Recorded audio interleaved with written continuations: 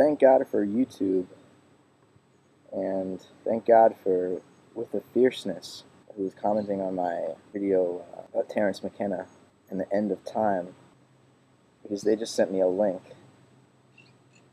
to a couple articles about the North American Union and the Amero, a new tri-national currency that would be instituted. Some power players in the Bush administration, some corporate elites, and some governments or aspects of governments from Mexico and Canada are all secretly pushing this plan to economically unite Canada, America, and Mexico, allow passage through borders with basically no security. They say it'll be something like an easy pass that you hang from your roof of your car that will have been registered with the huge government that's going to run this new North American Union. The idea is that because China is becoming so economically dominant, and because the U.S. dollar is falling, our government is trying to scramble to somehow rectify the situation, and the only way they can do it is to merge us without it's not our government, it's the executive branch, because Congress has been given no oversight over this, and actually a bill has just been sponsored by Ron Paul, Tom Tancredo, and Walter Jones. All Republicans have sponsored a bill that expresses the sense of Congress that the United States should not engage in the construction of a North American Free Trade Agreement, superhighway system, or enter into a North American Union with Mexico or Canada.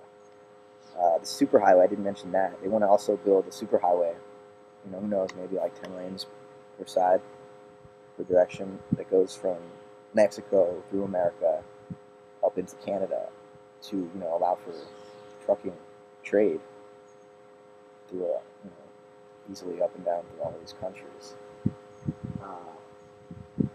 So all this is unconstitutional, of course. A small sect of the executive branch is doing all the negotiating for this country, not even allowing any congressional oversight.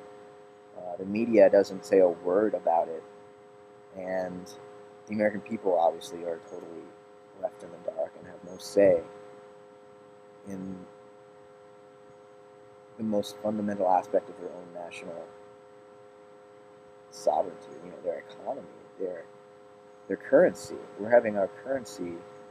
See what the Federal Reserve Bank is, and the Treasury Department is predicting the dollar is going to crash soon. Ron Paul has spoken about this. And basically what's going to happen is when the dollar is so low, it's going to give the government an excuse to institute this new North American Union and this new currency, the Amero. Because obviously if the dollar is in the shitter, then as a people, we're going to be left with no other option. So, it's sort of like 9/11. Bush has a policy before any attack ever happens. And in the policy, the neocon mission statement, it says that we needed to invade Iraq. We needed to establish a military presence in the Middle East to protect oil resources and to maintain our dominant status as the economic superpower of the world. And they realized that the American people would never fall for this until a catastrophe hit and struck us. And 9/11 was that catastrophe. And, this is why the conspiracies are so convincing.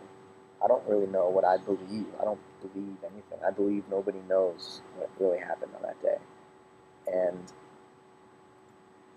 it just makes it that much more frightening that the neocons did have this policy before 9/11, and that they knew only a national disaster would be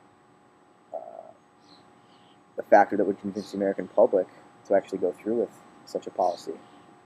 And it happened, within a few months of Bush being put into office. And now it seems they're going to have this economic crash, this depression, as a catastrophe to convince us that the Amero is necessary. So this was all news to me. I just heard about this about 10 minutes ago. So I'll post a couple links, read about it, talk about it, tell everybody about it, because they're trying to change the whole structure of our world without even consulting us. So, yeah, it's good to pay attention to that kind of thing.